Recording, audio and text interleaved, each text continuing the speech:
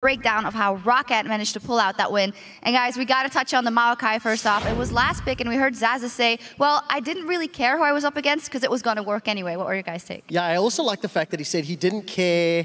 He feels it's the second best pick behind Gragas. Gragas, of course, was banned out, and they actually fulfill a similar role. They both build tanky, they're both very disruptive in team fights, and they mostly there for the peel and the protection to the rest of the team. But I definitely think it performed well, and Zazas had a great game.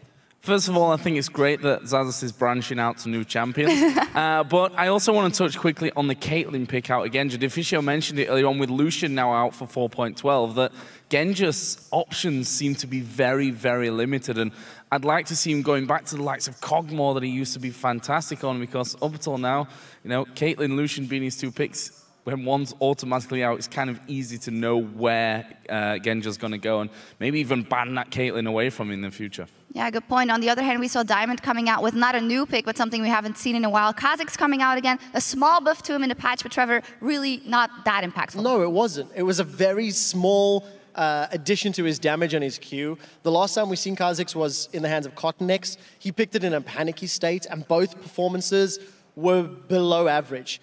Diamond had no presence. He was not a threat. That poke comp that they were trying to get to allow Kha'Zix to get the resets never came to fruition. And Gambit and Diamond struggled. He pulled out Rengar last week and had no presence. Diamond is not the same terrifying jungler he once was. I'd actually like to have seen him picked up the Elise when they were hovering over that earlier on, rather than letting that go over the other side to ROCCAT, because I think that Diamond, whilst it's great to see him pull out the likes of Rengar, of Rammus, for example, it's obviously not doing Gambit any good in the long term. I mean, take the Elise when Lee Sin and Evelynn are gone. Yeah, and when you touch on the Elise, of course, a Kha'Zix and an Elise in a game, yet no early pressure from any of the sides. What do you think caused this kind of slow start from both teams? Well, I think for ROCCAT, it was a comfort factor. You know, Maokai wanted to get 2 items. He wanted his Rod of Ages and some tankiness. Fizz really needs to get to a Lich Bane and some AP. And a similar vein with Kog'Maw. He wants his Trinity Force, maybe Cutlass or Blade before they start fighting. So I feel like ROCCAT were quite comfortable to just extend the laning phase, farm up fairly well. They weren't really under kill pressure all that much, and even though they gave up, you know, first blood, it wasn't a game changer. So ROCCAT played it smart, and we've seen in the team fights, we've seen them roaming and pushing around objectives. It was strong, it was coordinated, it was controlled. Yeah, and I think that's the key thing with ROCCAT. We've already heard them say, we're not so comfortable, we're scared of making mistakes, so they don't take risks. And we saw them baiting in around Baron, taking a fight. Even then, you know, they managed a couple of kills. They didn't push in and finish off the game straight away. They did everything by the book. And this is a ROCCAT that wins games, the safe, controlled ROCCAT. They only need to keep doing that. Yeah, absolutely. And let's actually take a look at one of their team's fights. I'll get that up on the screen because it also illustrates, as Zazu said, how annoying that Maokai can be if played correctly. Yeah, so the first thing I want to highlight just before we see the play, 31 minutes on the clock, Gambit of 5,000 gold down. The reason I highlight that fact, or 4,000 in fact, is Gambit have not been this small of an amount behind in their last 9 games. So this is actually a better performance, but it is still a bad performance from Gambit. Let's roll this clip out and you'll see Diamond. 1-0-1. Nobody was really afraid of him, and Overpower's just going to throw everything in the kitchen sink at him. Zazas with an awesome trip downtown.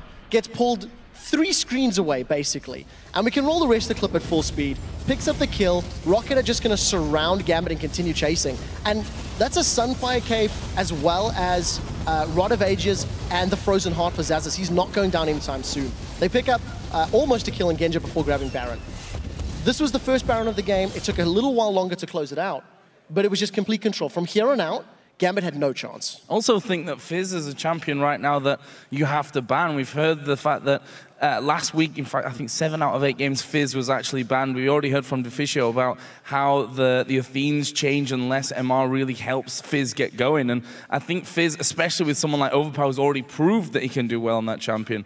You've got to start to think of banning that one away from them. Yeah, good stuff from ROCCAT, but then on the other side, of course, as we heard, Gambit is now eliminated out of the playoffs. They will be relegated. And guys, a couple of words about what this means for the team and going forward. Okay, so first of all, that was their best, worst performance of recent weeks. It is a 10-game losing streak. looking to break that Dragonborn's record, which isn't great. But what is good to see is a little more synergy, a little more cohesion between the players. They now need to try and do battle with the Wolves to try and take away 7th position. So Gambit will be looking to win the rest of the games, hoping Wolves lose the rest, and if they can pick one of the challenger squads in the promotion tournament, that is a long way to helping them re-qualify for LCS next year. And it's all about building synergy, practice, and training for the team. I almost feel like Gambit might even perform better now because Worlds is completely off the table for them. There's no pressure on that front. And they can almost use these last games to try and overtake the Copenhagen Wolves because, as you rightly pointed out, if they get 7th, they get to pick as the last team that gets to pick, albeit. But I think if they end up 8th, there's a very real chance that they could end up against a team like Ninjas in Pajamas and Alex Ich. And that story has got horror written all over it for Gambit. Yeah, it is actually weird to think about if you think of the history of Gambit, what is going on with them now, but we wish them the best of luck, of course. Now we're going to send it over to D-Man and the Fisho.